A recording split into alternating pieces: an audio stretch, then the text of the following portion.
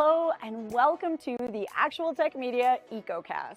My name is Jess and I am excited to be here with you all today. But before we jump into our content, I have some basic information that I want to cover with you. All right, let's kick off our day here today by taking a quick tour of your audience console. And we're going to start with the questions window. So if you haven't already said hi, there is a whole audience of cool humans out there, so reach out and give a wave to the other members of the Actual Tech Media community. Now, keep in mind that if you do have any technical issues today, a browser refresh is going to fix just about anything. But if those tech gremlins are clinging on today, no problem. Just throw a comment in the question section and our crew will be there to help. We also want this to be an informative webinar for you, so throughout today's EcoCast, we hope you'll get engaged and ask all your burning questions. Not only will we have team members responding to you over a live chat, we will also have a dedicated Q&A session at the end of our presentations. Now, if we don't get to your question during the live webinar today, don't worry, because the awesome experts that we have here with us will be following up after we wrap. All right, next up, there's going to be lots of cool aha moments on the EcoCast today. And if you want to share those with your community, we've made it nice and easy for you. You can use the Twitter button right there on your audience console, and the hashtag for today's EcoCast will be automatically added to your post. All right, our last stop on this guided tour, be sure to check out the handouts tab for some awesome resources and takeaways from our speakers here today. We have an info pack collection, solution briefs, white papers, data sheets, free trials, ebooks, upcoming webinars, and more. So many great resources, so be sure to go explore. Now, if that wasn't enough fun, we also have some exciting prizes that we'll be giving away throughout today's EcoCast. I'm going to tell you a bit more about those later on, but a few quick reminders for you all. First, you do need to be here live in attendance at the EcoCast in order to qualify to win a prize, and we will follow up with all of you after we wrap. Now, all winners must submit an IRS Form W-9 to Actual Tech Media, and all winners must meet the Actual Tech Media prize terms and conditions. Now, if you don't know what those full T's and C's are, that's fine. We've got the full thing for you. Just head on over to that handouts tab, click in, scroll down to the bottom, and you'll find them waiting for you there. Now, the absolute most important thing to remember is that we love getting all your insightful questions during these live webinars. In fact, we love it so much that we actually have a special additional prize for all you inquisitive folks out there. So in today's EcoCast, we will be giving away a prize for the best question asked in each of our live sessions. Now, the expert speakers and teams will review all questions asked after we wrap the webinar, which means that even if your question does not get read out in a live session, there is still a chance to win. If you are a lucky winner here today and you would like to donate the value of your prize, we have several wonderful organizations that we partner with. So let us know when we follow up about your big win, and we'll get that rolling for you. Again, we are so happy to have you all here with us live at the EcoCast today, and we want to keep that good feeling going, so let's connect on social media. Reach out and connect with Actual Tech Media on Twitter and on LinkedIn. We have lots of great content, and we always want to hear from you. Now, if you're looking for more awesome content and resources right after we wrap the EcoCast today, be sure to subscribe to the Actual Tech Media channel on YouTube. Another fun way to win a prize and, hey, grow this awesome community is to refer an industry friend or a coworker to the Actual Tech Media webinar series. Now, you'll find a link to do that right in your handouts tab, and you will also be automatically redirected at the end of the webinar. And both you and your coworker or friend could win a prize, and we hold those drawings every month. So be sure to refer a friend because, it could quite literally be a win-win situation. Next, we have a cool opportunity for all the decision makers out there to get connected with new and emerging tech and innovative vendors. Here's how it works. All you need to do is click on the link in your handouts tab, fill out a quick application, and the Actual Tech crew will then match you with some vendors that we think you should probably be chatting with based on your needs. There will also be fun opportunities that you get to choose to join in, like surveys, test runs, new solutions, extended demos, and so on. You'll get some chances to win extra prizes, you'll chat with great people, and you'll learn about the hottest new trends in tech. So be sure to apply, or hey, send that link to a decision maker on your team. Now, I want to take a quick minute here to remind you all about one of my favorite resources, and that is ransomware.org. You can find out everything you need to know about ransomware, how to prepare, prevent, and recover. This site is jam-packed with information, helpful tips, checklists, strategic approaches, case studies, everything you need in one place. So wherever you are in your ransomware preparedness journey, there is something for you at ransomware.org. Go check it out and start exploring. All right, I have one more exciting resource I have to tell you about today, and that is the Gorilla Guide Book Club. It's going to give you access to free enterprise IT books authored by top industry experts, so you can stay up to date on trending enterprise technology. And yes, these books will work on your Kindle, your mobile device, and as I said, they are completely free. You can download these awesome resources at gorilla.guide, and there's a link for you in that handouts tab as well. All right, well, we have covered a lot of important things already, and I don't know about you all, but I am excited to dive in. So let's get going.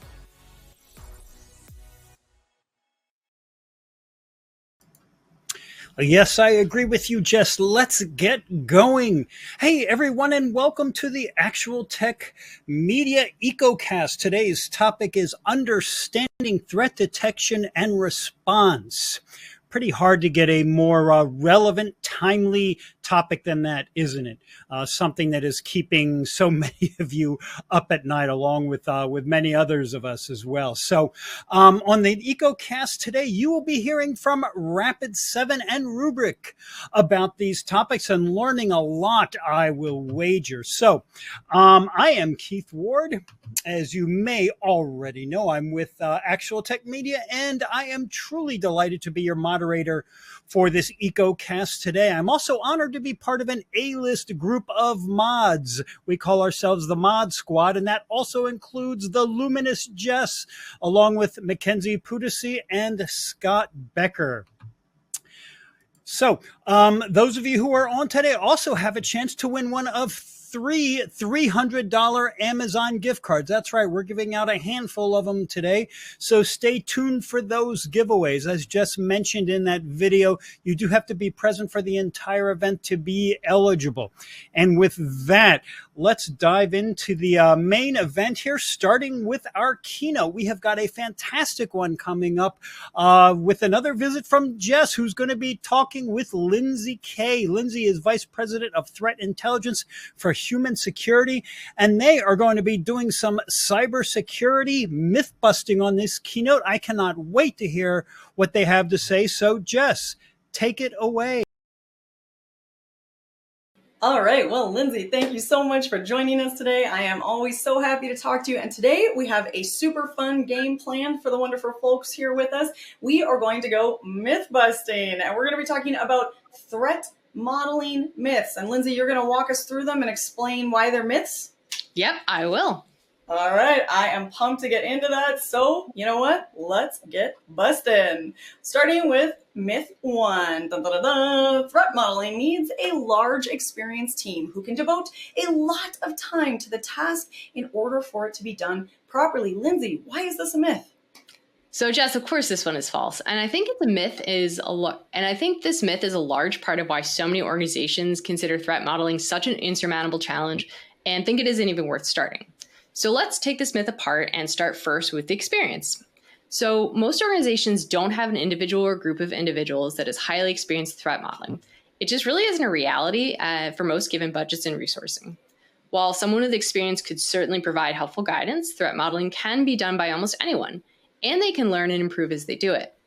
There are several different methodologies out there to choose from, but it's important not to let that become overwhelming and to focus on leveraging existing resources that make sense for your team and your systems, and also not worry about everything that you aren't doing at the outset.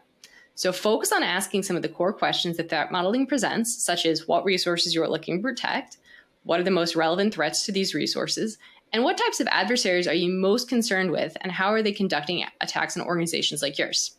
Then from there, what you can do is you can continue to build your threat modeling approach, again, using any of the frameworks or tools out there, concentrating on really what works for you. So now for the other part of the myth, that the team must devote a lot of time to the task. So rather than thinking of it as a separate exercise that needs to be done, building it into the time allotted to maintaining and improving the systems in place can actually help reframe people's perception of the time that it takes to do it. And as I mentioned before, using a threat modeling approach that is appropriate for the resources you have on hand also helps scope the task into a more manageable one. So Jess, this one is busted. Busted. Dun, dun, dun. Yes, I love that. Be efficient, plan ahead, be smart rather than just throwing volume at it. That is a great myth bust. Let's go to myth number 2. Threat modeling is a one and done exercise. And once we've done it, there's really no need to keep doing it. I already know this is false. Lindsay, talk to us about why that's a myth. Sure thing. So we all know how fast things change, especially in security, and you'll probably infer that threat modeling activities must be repeated to combat it. So, like you said, this one is false. So as we know, the threat landscape continues to evolve, but also so do our assets. So our network, tools, vendors, internet-facing systems, and products will not remain the same as they are today. As a result, keeping up with this evolving threat profile is necessary and ultimately does help us think about prioritization of cyber threats and how they change for our organizations. So what was a huge concern a few years ago was considered our top priority, maybe no longer our greatest risk, whether because a newer TTP or cyber threat has emerged, or because our systems themselves have changed. A simple example to bring up here would be remembering a time before ransomware was a big threat, as big a threat as it is now, or a time before ransomware as a service groups actually emerged. So both of these evolutions really changed the cybersecurity landscape for many organizations and function to reprioritize what we perceive to be our biggest risks at that time. So a real benefit of repeating a threat modeling exercise is also that lessons learned from the previous iterations can be applied to subsequent ones. So for example, taking the time to develop and improve on a threat modeling plan and adhering to it during each iteration ultimately helps the team doing the exercise and ensures that it's comprehensive each time it's done. This also helps what I just discussed since it helps build the institutional knowledge in the area and documents the process. As team members move to other parts of the organization or onto new opportunities, this is something that allows newer people to get up to speed way more quickly. So this one is also busted. Busted. I love it. Dun, dun, dun. Myth number 3. Okay, we have already built our system. There is absolutely no point in doing threat modeling now because we're good. We're done and dusted. Lindsay, why is this a myth? So again, this one is false. So like I talked a little bit about before regarding threat modeling not being a one and done exercise, the majority of our time performing threat modeling exercises will be on an already built system with the goal of pursuing the most relevant, timely threats to our organization at this point in time. So if you're thinking that it's too late to even start threat modeling because everything's already built and the exercise seems daunting, I would suggest breaking it down into smaller, approachable pieces that you can accomplish, like I mentioned previously. And also knowing that even though systems are already built, understanding the risks from cyber threats to the organization is a key piece of ensuring they remain protected. So this one, busted. Busted. I'm hearing a lot from you. Work smarter, not harder on some of this stuff. Put in that planning, put in that research, build that efficient approach rather than, again, just scattershot and volume. I'm loving this. We are busting some solid myths today. Let's get to myth 4. Penetration testing and secure code review are enough. That's all we need. What do you think, Lindsay? So penetration and secure code review are actually really important to do and ensure the quality of your products and systems, but they only cover really that one aspect of the cyber threat landscape that could impact your organization. So, like you said, this one is false. So while making sure that your internet-facing systems and infrastructure is secure from the perspective of a penetration tester, looking at how they interface with other parts of your network is also important to fully understand and model how they could be exploited during a cyber attack. So for example, after initial access, a threat actor will engage in other behaviors we all know well, like performing privilege escalation, lateral movement, collecting data, or establishing persistence. And then for you, understanding how these could be enabled through our suite of tools and assets in the organization's network is just as important. So threat modeling really does force us to consider how an attack could be executed, and as a result, how the different components of the network can be used to enable it, making it easier to have this much higher level viewpoint. Okay, so are we in agreement? This has been busted. Okay, Lindsay, it is time for our 5th and final myth. Here we are, myth 5. The most important threats to cover in threat modeling exercise are the most current ones in the cybersecurity landscape. I like this one because I think it's an easy trap to fall into. So, Lindsay, should we only be focusing on the most current threats? What do you think? I do not think that's the case, but let me clarify exactly what I mean by that. So a lot of us read the latest in cybersecurity news, which often covers the latest, most impactful, or most interesting threats impacting the world at this time. So I'm sure we all remember the SolarWinds hack, the wipers impacting largely Ukrainian organizations at the start of the Russian war with Ukraine, and any of the suspected state-sponsored operations we hear about covered in the news. And there's obviously no denying that sophisticated cybercriminal and state-sponsored groups certainly have some fascinating TTPs that can be difficult to detect and may make us question whether our organizations are prepared to deal with this magnitude of threat or not. If we do threat modeling, we may consider focusing on these types of threats as the highest priority to defend against, since they represent some of the most challenging ones out there. However, I think an important way to reframe our thinking is by looking to defend against, and therefore threat model, only the most relevant emerging threats to our organizations. So what do I mean by that? I would suggest looking to see what types of attacks and threat actors most often target your business and focusing only on those. So for example, if something like an account takeover, carding fraud, and ransomware present the biggest threats to your business, focus on those versus the myriad of other potential cyber threats out there. So additionally, a threat modeling strategy focusing on both tried and true TTPs is important as well as emerging ones, since cyber threats will likely involve both. So to summarize, focusing threat modeling on what you could call the basics in addition to newer threats, where basics include things like strong passwords, network segmentation, access control lists, and what you know has plagued your organization in the past. So effectively reducing focus on the what ifs and focusing on the what ares. Ooh, I love that. That's a great one, Lindsay. I am going to say that is busted. And I love that takeaway. I think that's so important because it's so easy to get sucked into the bright, shiny, biggest threat in front of you instead of thinking about what actually could be most impactful to your organization in your industry. Lindsay, you have definitely done some great myth busting for us. Give us a quick overview of what we've learned today. So we've learned a couple of different things. So you don't need that huge experienced team to do your threat modeling. You should not just do it once and kind of forget about it. Even if your system's already built, there's a lot of value to doing your threat modeling. And you can't just rely on doing something like penetration testing and secure code reviews. And most importantly, really trying to remain focused. And I think really ensuring that you are focusing on the highest priority, most relevant threats, biting off small chunks at a time really does kind of encompass all of what we talked about. And that is at the core of a coherent threat modeling strategy. I love that. Okay, some solid myth busting, some very solid advice. Lindsay, what is your one takeaway? Now, we've talked a lot about what isn't true. Give us one big truth as we walk into the rest of our day together today. So for threat modeling, today is a great opportunity to learn about what is out there to kind of help you along with your journey. But I would say that the one thing that I would recommend is don't necessarily worry about doing it perfectly, just start. That's the key. That is a fantastic truth. We're focusing on all the myths today. That is one great truth to take away from this incredible experience. Lindsay, thank you so much for being here with us today, for starting our day out on such a great note. I always love chatting with you. Thank you so much.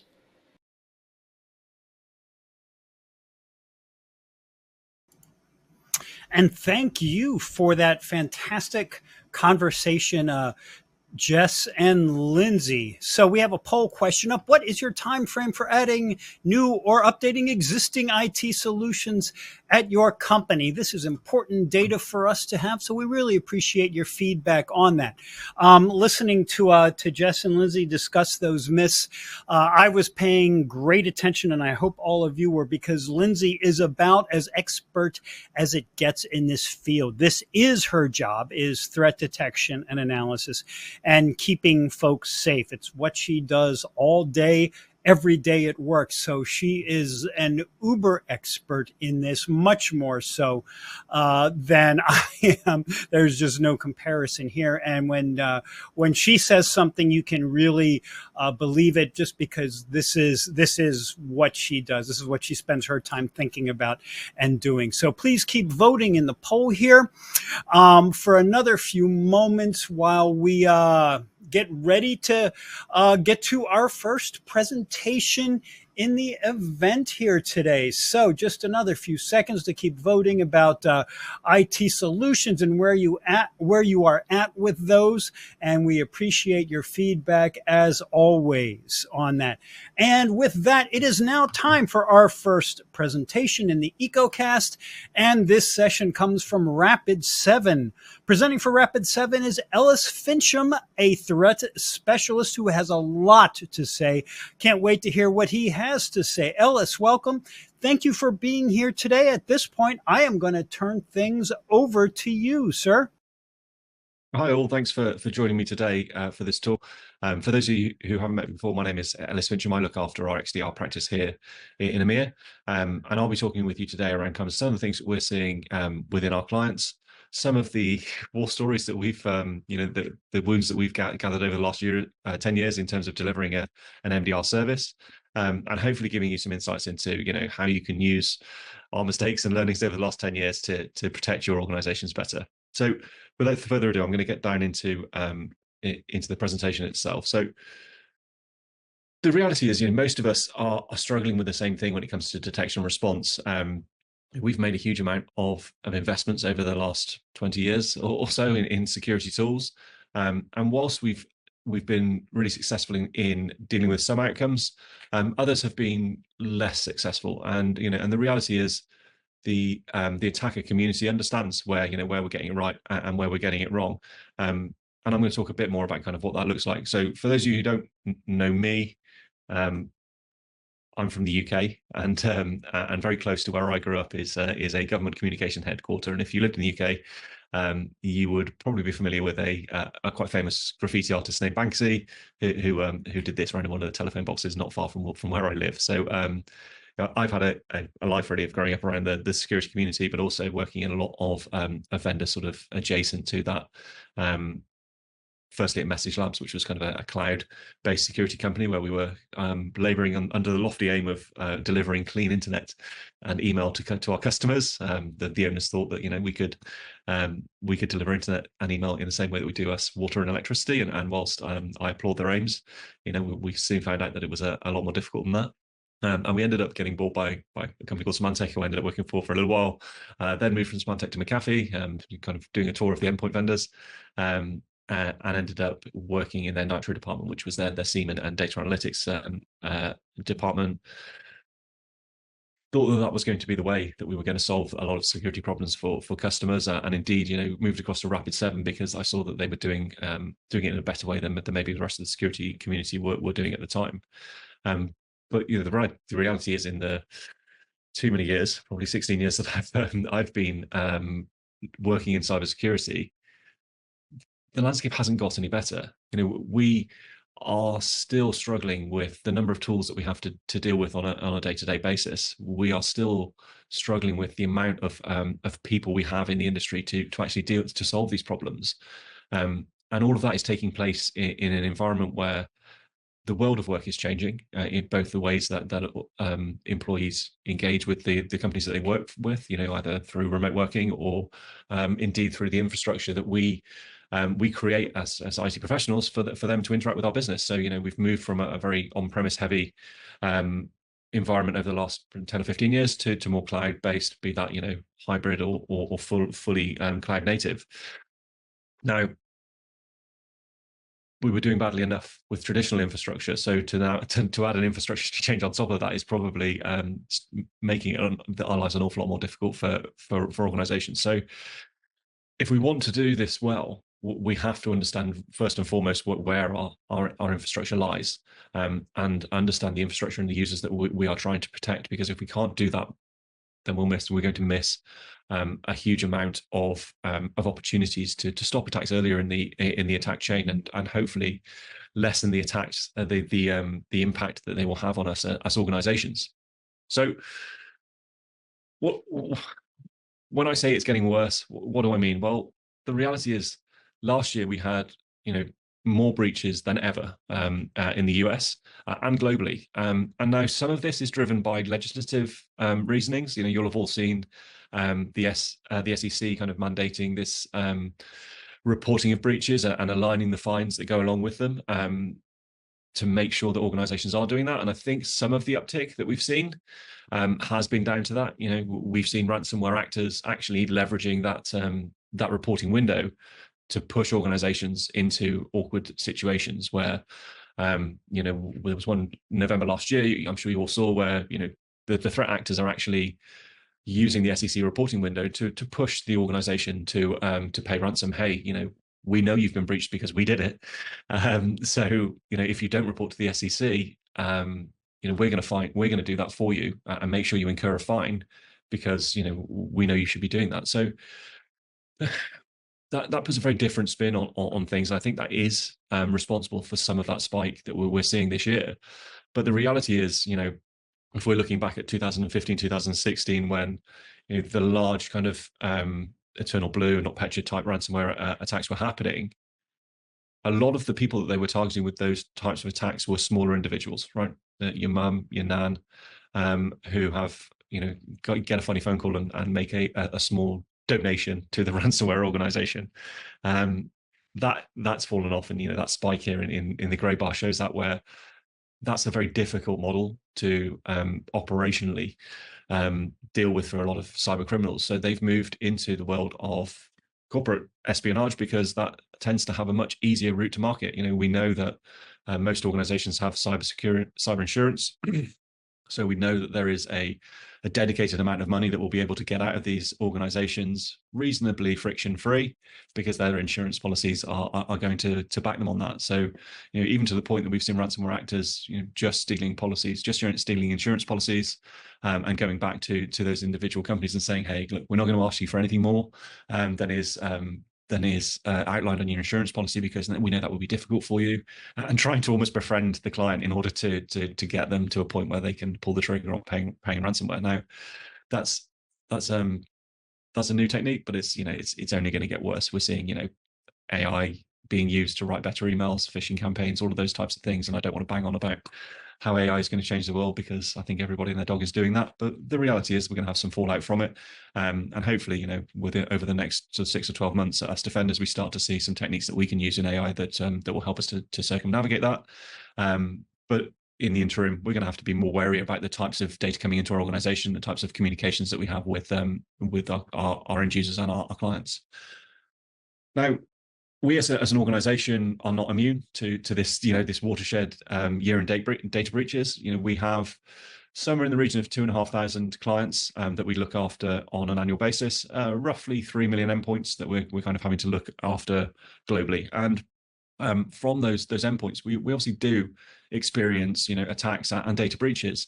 And I want to share with you kind of some of the initial access vectors that we're seeing, because I think hopefully it will help when you're building your defenses, and hopefully it will bleed into some of the things I'm going to talk about a little bit later on around how we weaponize the data coming out of attacks that we have leveraged at us. But for us as an organization, this was across 63 breaches that we had across our kind of 2,500 clients. Multi-factor authentication is still a huge initial access vector. And whilst, our board level colleagues and our insurance colleagues would like us to deal with this and just implement MFA, because that seems like a really easy really easy thing to do.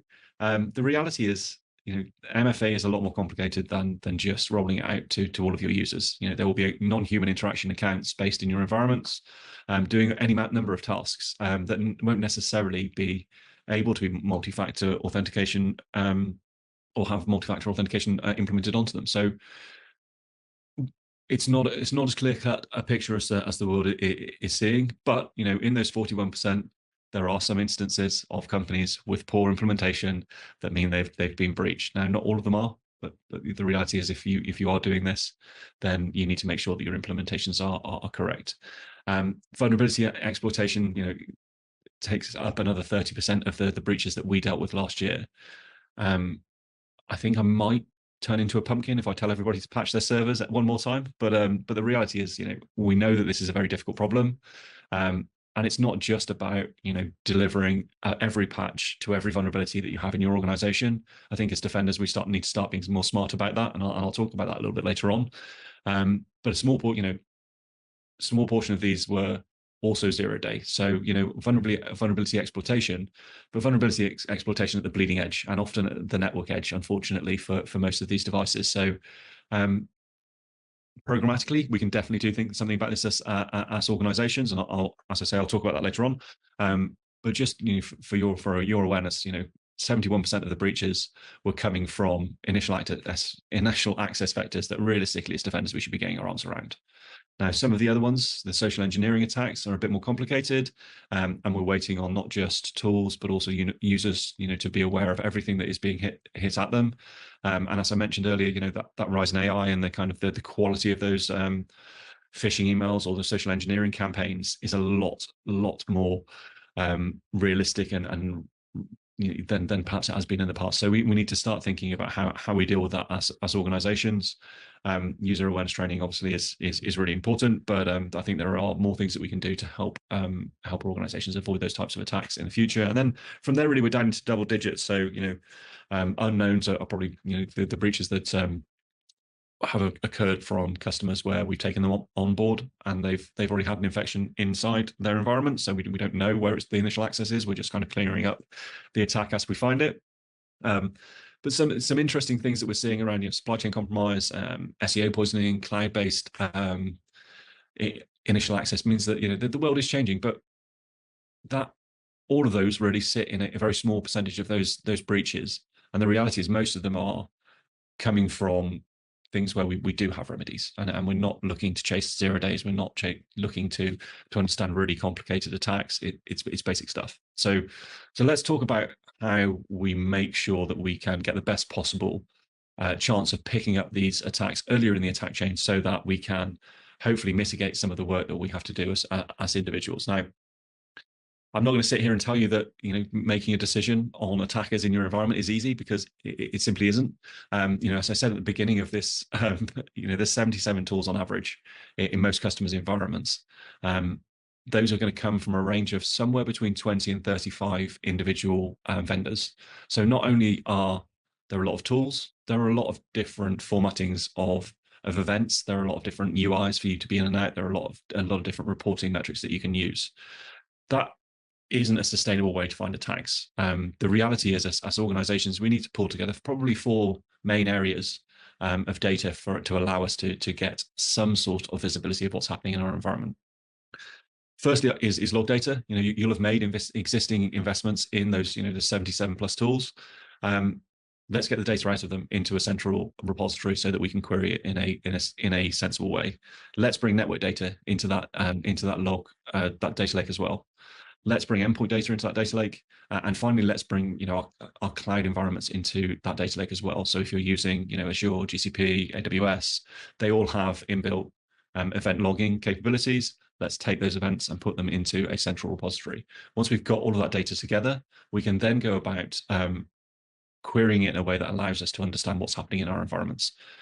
Be that from a user behavior point of view, understanding genuine accounts uses these assets from this location at these times. Those are, and then looking for any anomalies from them. That allows us to get some sort of range of an indication of attack. But also we need to be looking at the actual behaviors that attackers are taking in the wild. And the way we do that at Rapid7, and the way that kind of I will say we should be doing this is looking across the MITRE ATT&CK framework and having detections for each stage of it, and the different techniques that sit underneath each stage of that MITRE ATT&CK framework. That allows you to understand, of the known techniques that we have out there for attackers, is anything happening in my environment that may be malicious? And you should be able to get a really decent fidelity on kind of what's going on and where you need to focus your energy, rather than jumping in and out of individual consoles, waiting for alerts to happen, or more often than not, waiting for somebody to run into an IT office with a machine that is no longer functioning as they would like it to, and then from there we realize that we're breached and we have to go backwards to find out where this has actually come from. And if we are going to make decisions based on user behavior anomalies or attacker behavior indicators, then we have to have a way of reacting consistently in real time to these attacks. If we can't do this, we can't make these decisions from systems and make the response automated, we leave ourselves open to falling into a hole of more work and realistically having to deal with larger volumes of fallout from these attacks. So let me talk to you about kind of how this has happened within Rapid7. We started our detection and response service going back about 8 years ago, and at the time we had the ability to take automated actions in customers' environments, i.e., the tool was capable of it. You could look in, you could go into an investigation. You could say, yes, I'd like to isolate that user, or I'd like to isolate that asset from the network. I think there's something going on there. I want to contain it. We weren't taking those actions for our customers because, as you can imagine, our legal teams were incredibly nervous about us taking actions in customer environments, turning off servers that maybe were revenue generating, and then it ending up in a lawsuit where we owe somebody a huge amount of money. Now, we felt that we were doing some good here, and we felt like our customers wouldn't be taking that view of our actions if we were doing it for the right reasons. If we were doing it to, materially, to stop the material impact of a breach. So we spent about 6 months gathering data to say, okay, what is the average time it takes to a customer to take a remediation action that we tell them to? I.e., if we flag up an alert and we say, hey, we would like you to take this asset offline, how long did that actually take? And then to go alongside that, really, if the action wasn't taken, how long did it take? Sorry, how many assets did it affect during that timescale? And what we found on average was it was 200 assets affected, and it took about 6 hours for our customers to take an action. Now, for us in the SOC, we're like, well, within 70 minutes, most attackers have got a foothold that will help them to maintain persistence in an environment. So 6 hours is an absolute no-go, right? 200 assets is also a real pain, because you're going to have to rebuild those machines, you're going to have to make changes on them, you're going to have to make sure everyone's got their kit. So suddenly the material impact of a breach is much greater, not just in the actions that the attacker has taken, but in the fallout that you have to deal with afterwards. So we went back to the team. We said, look, these are the stats. We need to do this. We think realistically this has an impact on us as a business as well, in terms of the digital forensics and instant response that we're having to provide to these customers when they don't take these actions. So we think it has a material benefit for us, and it has a material benefit for our customers. We finally got it through that loophole, and what they allowed us to do basically was to send the action to a customer to say, hey, if you don't come back to us within 15 minutes and take this action and tell us what to do on this action, we're going to go and take this action anyway, because we think there's something going on here, and we'd like to stop it. And that basically gave them a feedback loop where they could say to us, hey, no, stop, that's a pen tester, and we'd like to see sort of where they get to, or indeed, go ahead, we don't want to have to deal with this. So that got us to a point where we could take containment actions, and we were stopping attacks spreading in customers' environments, and the fallout from that was from 200 assets down to 1 or 2 affected.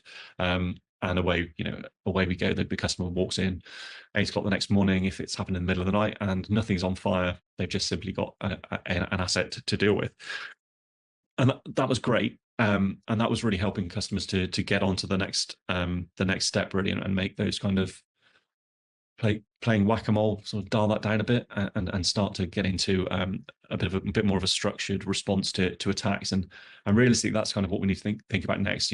Whilst it's all very, very nice patting ourselves on the back that we've got automated remediations for attacker behavior in our environments, the reality is there's a huge amount more that we should be doing with the data that we're getting out of these attacks that will help us to respond better, really. And that's what I want to talk about next, really, is whilst taking those automated actions is great, what else have we found out from this attack that we're largely ignoring at the moment and not allowing ourselves to get on with? Well, I think there are a few areas that we could be doing better as an industry, and one of them is we don't understand often the root cause analysis of attacks when they occur in our environments. We often get to that point where we've stopped the attacker and we've cleared their access out of our environments, but we haven't taken the time to just backtrack through their steps to understand how they've breached us as an organization. And I think if we can do that well, we can set ourselves up with a lot of actions that will allow us to get much better responses for the incidents when they do occur, but also hopefully reduce the incidents over time by just reducing that attack surface that we present to the outside world. And what I'm talking about here is thinking about the steps that the attacker has taken. How have they all entered your organization? Calling back to those kind of initial access methods we were talking about earlier, where has it come from? Is it a vulnerability that's been exploited? Is it multi-factor authentication poorly deployed? Is it something else that we need to kind of go and dig into? But often when we do that, we'll find out, okay, cool, like we've seen they've gained access through this method. Let's, for example, say that it was a vulnerability. They've escalated privileges. They've maybe moved laterally in the environment. They've executed some other applications within your environment. So, okay, cool. We've now got a picture of how they've moved around our environment. The tools that they've downloaded, maybe they've used macros to exploit something. Whatever it happens to be, we've got that attack path analysis, and we can then go and look at how we can best close those doors and windows behind them. Hey, they've used a macro in a maldoc that's allowed them to download the password dump from Google. Well, okay. Does that user need macros? Can we have a look at our policy as an organization to just give those people the functionality that they need to do their job? And there are a lot of firms out there talking about zero trust and kind of their applications for implementing zero trust, but some of this stuff is just housekeeping, right? giving the people the tools that they need to do their job means that they're not susceptible to the types of attacks that more advanced attackers are using. So if we can limit the use of those types of tools, then maybe we start to close the doors and windows behind these guys and stop them using the same path over and over again. The other thing is to understand kind of what that initial access method is. And whilst it might be a vulnerability and that would, spin up a tranche of work around vulnerabilities, I think we can also look at that problem through a slightly different lens as well. And this is where we're seeing a lot of benefit for our customers really is, playing whack-a-mole with the alerts is great. Having automated actions to contain them is fantastic, and understanding the mitigations from attacks is good.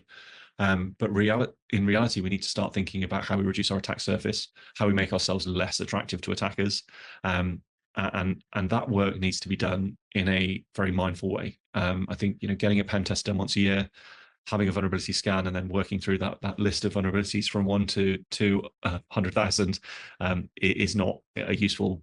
It's not a useful use of your time.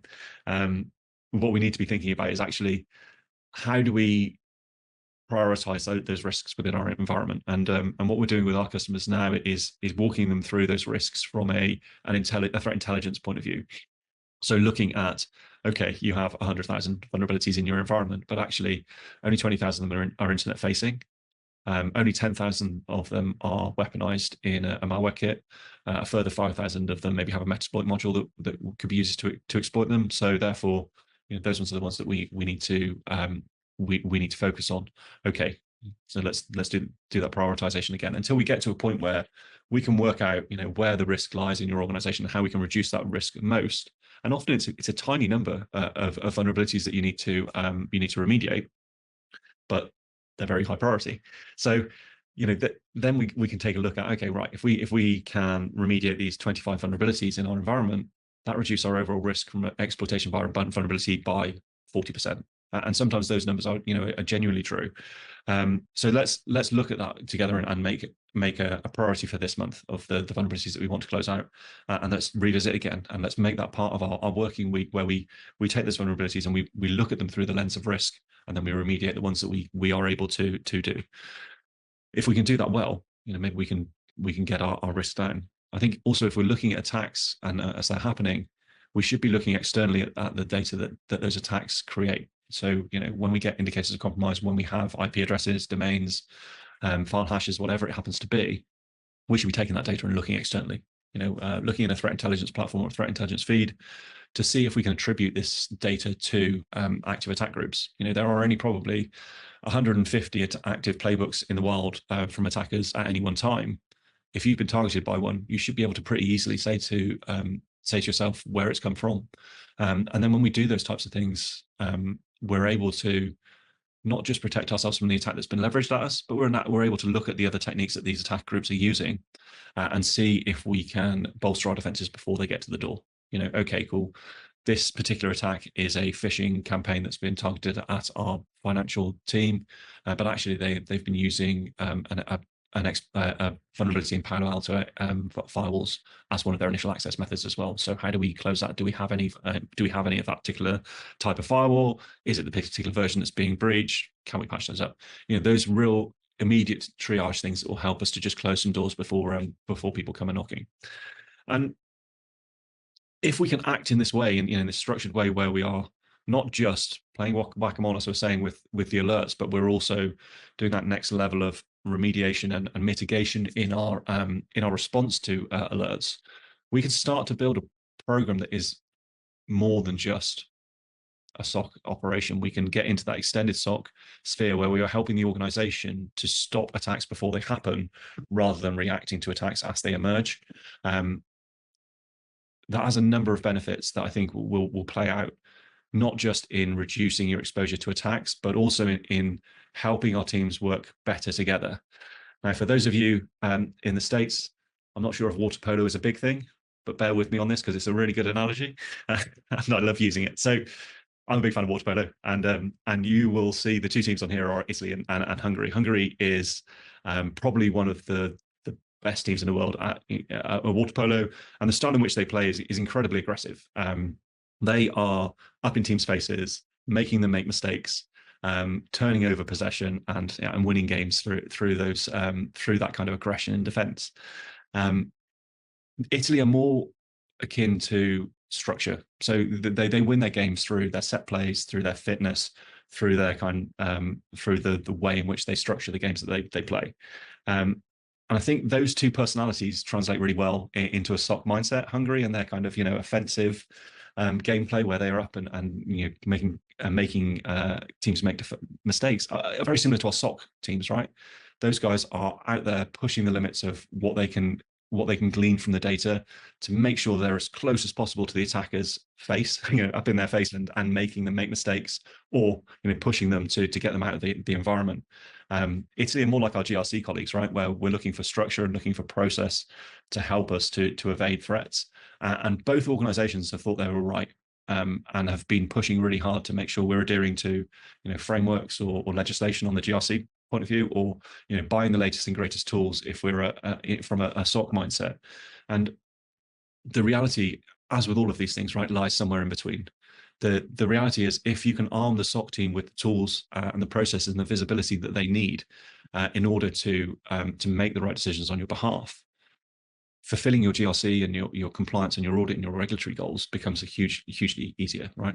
If these two teams work with one aim, which is to reduce the material impact of a breach, then they should all get the information that they need out of their colleagues. It shouldn't be a case of having to put frameworks in place or having to put processes in place rather to ensure adherence to framework. It should be, yes, of course we've got the information for that framework, because our one aim as an organization is to stop a material breach for our organization. Now, if we can get that right, brilliant. If you have teams in your environment that mean that you can do this well, fantastic. People doing well at cybersecurity is one of the most important things that we want as a community. But if you can't and you need help, then come and have a chat with us. Rapid7 have got, as I was saying earlier, about 2,500 clients under management for detection and response. We also have an underlying detection and response that helps fulfill a lot of the outcomes that I was talking about earlier in terms of understanding data and understanding the lay of the land for your organization. But for now, that's it from me.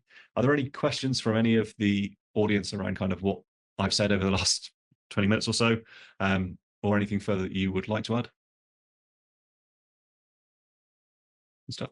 Okay. Well, listen, thank you for your time. Thanks again to the team for inviting me, and I'll see you all again soon. Cheers.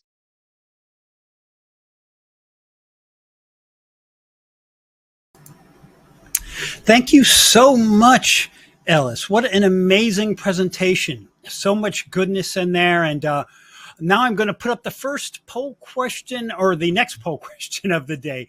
Please let us know what additional resources you would like to see from Rapid7. Now, there's been a bunch of questions asked, and we have run out of time for this presentation, so we're not going to be able to get to those, but Ellis and the Rapid7 team will do their best to get back to all of you who ask questions, so have no fear about that. Now, while you're voting in that poll, I'd also like to remind everyone about the handouts.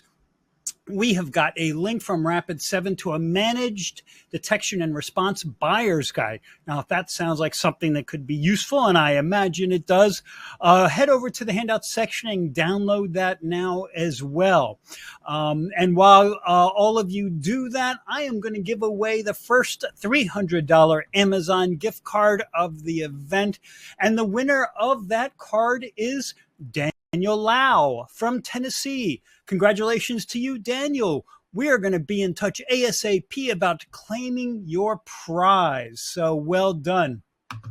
Now it is time for our next presentation in the EcoCast, folks. And this session comes from our good friends over at Rubrik. And presenting for Rubrik is Veer Choksi, a senior product marketing manager. Veer is also an old friend here who's done a lot of these sessions, really knows what he's doing, presents things very entertainingly. So glad to have Veer back as always. Thank you for being here today, Veer. I am now going to turn this over to you. Hello, everyone, and welcome to today's webinar. My name is Veer Choksi. I'm with Rubrik, and I've been here for about 2 years.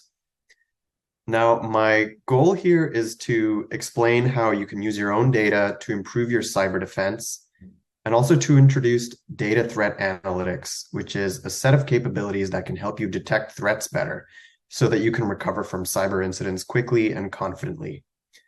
And this presentation is geared towards both the IT and the security audience. Now, we all know that the cyber threat landscape has become challenging over the past few years. There's many reasons for this. The attack surface has grown a lot. Users are more distributed, and we have much more complex hybrid environments than in the past. It's also easy to become a cyber criminal, especially with ransomware as a service providers. So the barrier for entry for becoming a cyber criminal is a lot lower than it used to be. And also cybercrime remains financially rewarding. Now, before getting into my main content, I want to set the stage with some research from Rubrik Zero Labs, which is our threat research unit. We commission market research, we use third-party information, and also telemetry from Rubrik customers. 99% of IT and security leaders were made aware of at least one attack in 2022. Now, it isn't always ransomware necessarily. It could be data deletion, whether by a malicious actor or an insider or even accidental. And it could be politically motivated rather than financially motivated. But the bottom line is that cyber incidents are denial of data attacks. And when your data is down, your business is down.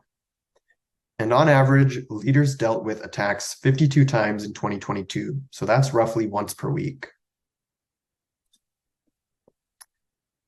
Now, 93% of organizations reported malicious actors attempting to impact their data backups. Backups are often your last line of defense, and if your backups are not available and clean, the victim is much more likely to decide to pay a ransom to the cyber criminals. Now, about 73% of those efforts were at least partially successful.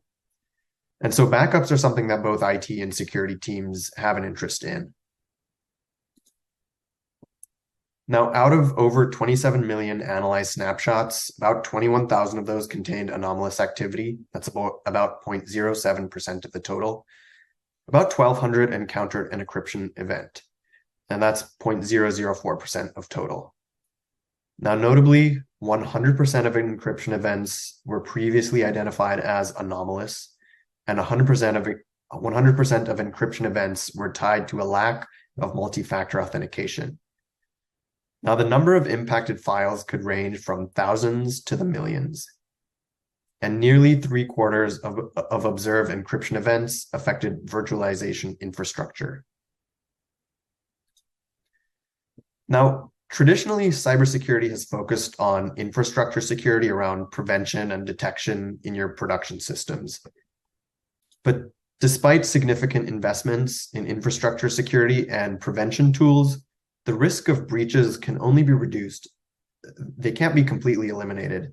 Attackers are still penetrating these defenses. And so just as important as reducing the likelihood of a successful attack is reducing the impact of an attack. How quickly can business as usual be restored if an attack were to happen? And how can you, as a potential victim, make informed decisions to enable a successful recovery? Now, in spite of the security tools that are in place, there are still blind spots that can make recovery painful and drawn out. So malware might be lurking in your infrastructure. Endpoint detection and response tools can detect threats on devices, but they typically won't alert you to threats that are present on servers because they usually aren't deployed there. Second, it's difficult to accurately assess the blast radius of an attack, which could leave you in the dark on what exactly you need to recover.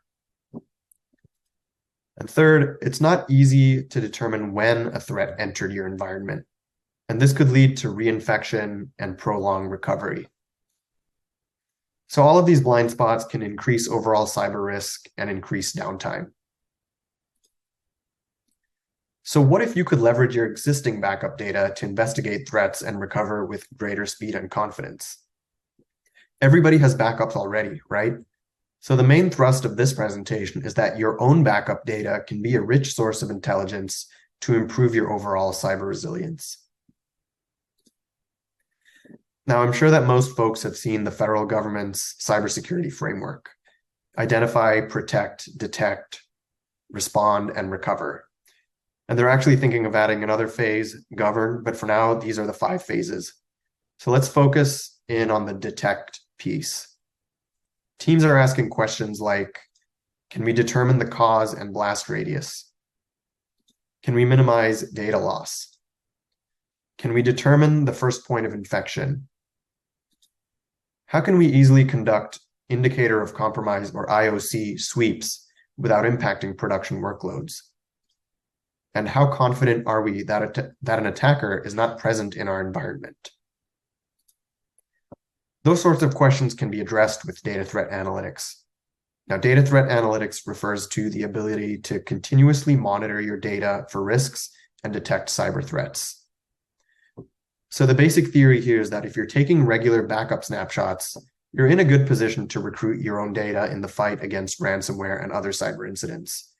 And that's because you're capturing the longitudinal time series history of data if you're protecting your data with Rubrik.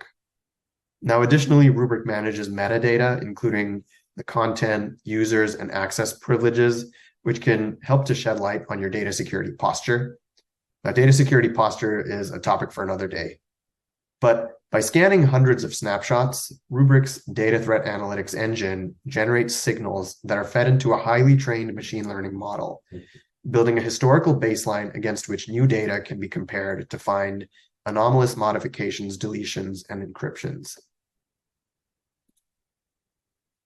Again, we're capturing time series data from enterprise, cloud, and SaaS, feeding that data into the data threat engine, and that can result in really valuable security intelligence, shining a light on those blind spots so that you can make informed recovery decisions, and even automated remediation recommendations. So what can you do with data threat analytics? You can detect threats early by automatically identifying indicators of compromise within backups using an up-to-date feed of threat intelligence. You can determine the scope of ransomware attacks using machine learning to detect deletions, modifications, and encryptions.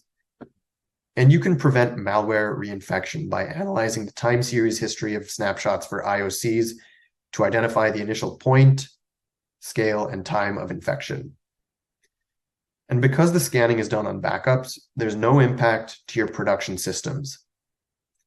Now let's take a look at each of these 3 services, starting with threat monitoring. So how this one works is that threat intelligence is fed into the Rubrik threat feed. The hashes and Yara rules themselves can come from different contributors. One of the contributors is Rubrik's own InfoSec team, so you can leverage the same intel that we're protecting Rubrik the business with. Intelligence can also come from Zero Labs, which is Rubrik's own threat research team, or it may come from third parties. Either way, we vet the threat intelligence prior to including it in the feed to ensure the quality of the intelligence is high and the threats are relevant to critical infrastructure environments. This intelligence gets downloaded at set time intervals. And when there's new intelligence available, a hunt will kick off automatically and search for threats based off the hashes and Yara rules. Now, should a match occur, you'll be notified right away via email.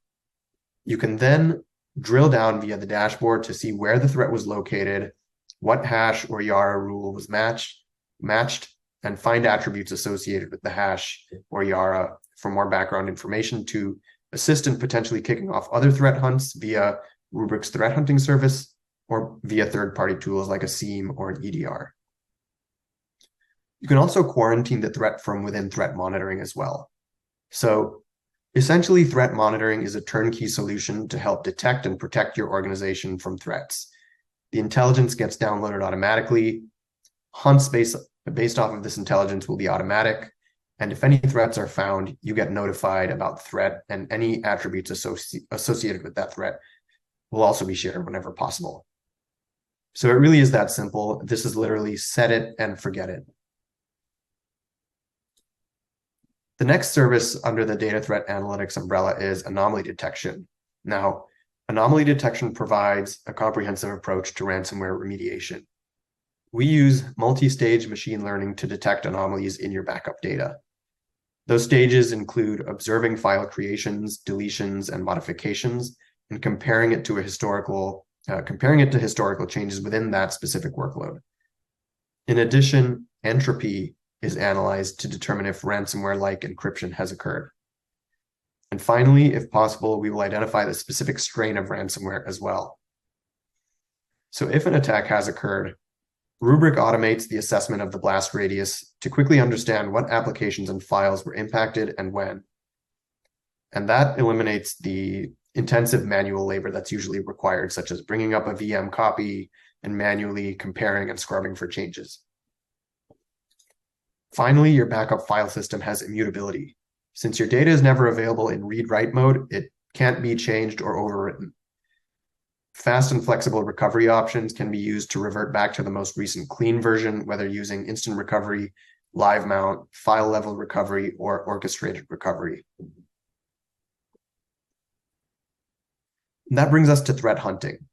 Threat hunting is a really powerful tool that lets you perform custom scans of your backups on demand for specific IOCs. You can identify the point of malware entry so that you can know what point in time to recover to avoid reinfection and minimize data loss. Threat hunting is both broad and deep.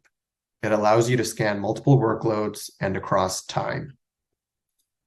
It's also flexible. It can consume and search for threats via Yara rules, file hashes, and file patterns. These types of threat intelligence are industry standards.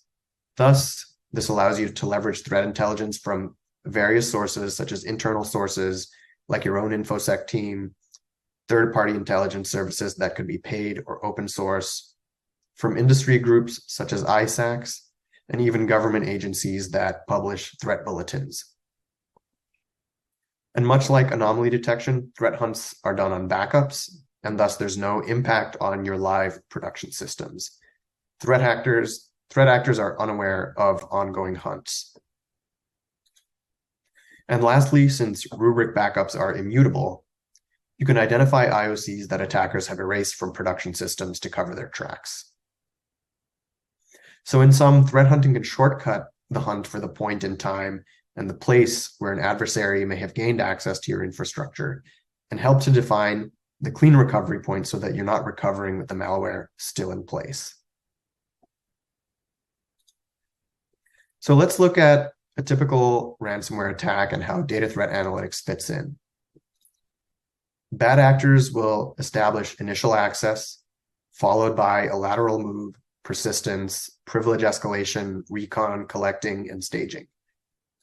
And finally, there is exfiltration and encryption. So anomaly detection pinpoints the impact on the target. So you can identify the blast radius so you know exactly what to recover and recover quickly. And threat monitoring and threat hunting identify when the attacker's established access so that you can ensure a safe restore point. Now, threat monitoring is a passive activity, while threat hunting is more active if there are specific IOCs that you want to hunt for. Now, these are all very powerful when used in conjunction and help you to make sure that your recovery is as fast and safe as possible.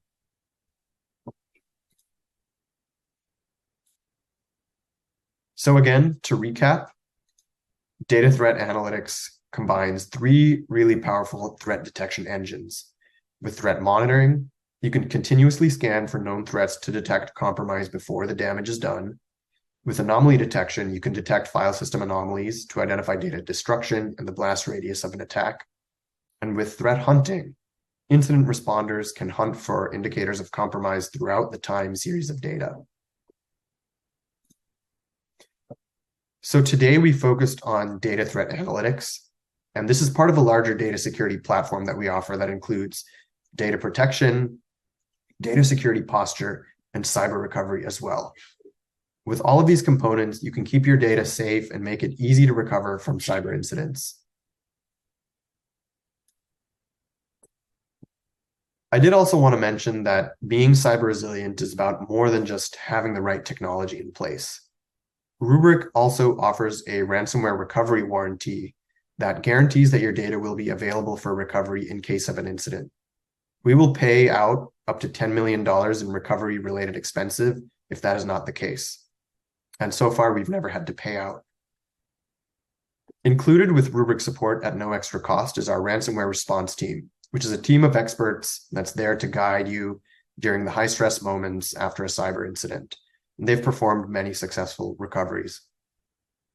And like I've mentioned, Rubrik Zero Labs is our research group that delivers vendor-agnostic insights on reducing data security risks.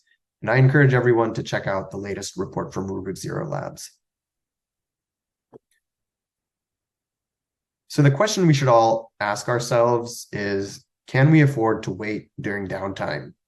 And how much is that going to cost in both financial and non-financial terms, such as the reputational damage that a cyber incident can cause? And so a quick example, Lang's Building Supplies is a Rubrik customer that was able to fend off a ransomware attack with hardly any interruption to business as usual. They ended up without having to pay any ransom, had zero data loss because they had Rubrik's data security solution in place.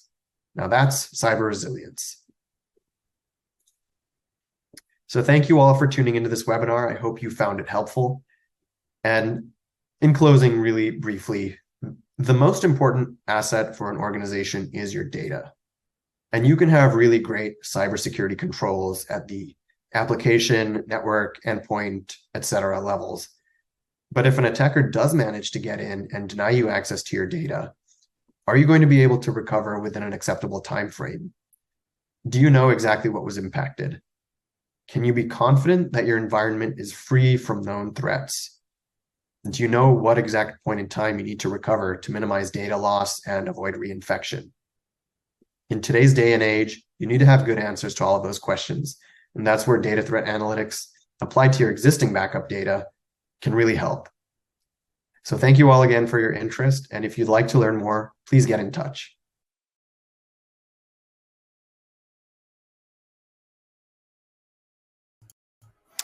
Thank you so much, Veer. Great stuff as always. And with that, folks, it is time for our final poll question. Let us know what additional resources you would like to see from Rubrik. And looks like we had a bunch of questions we can't get to right now, but Rubrik will be doing their level best to respond to all of your questions. So have no fear.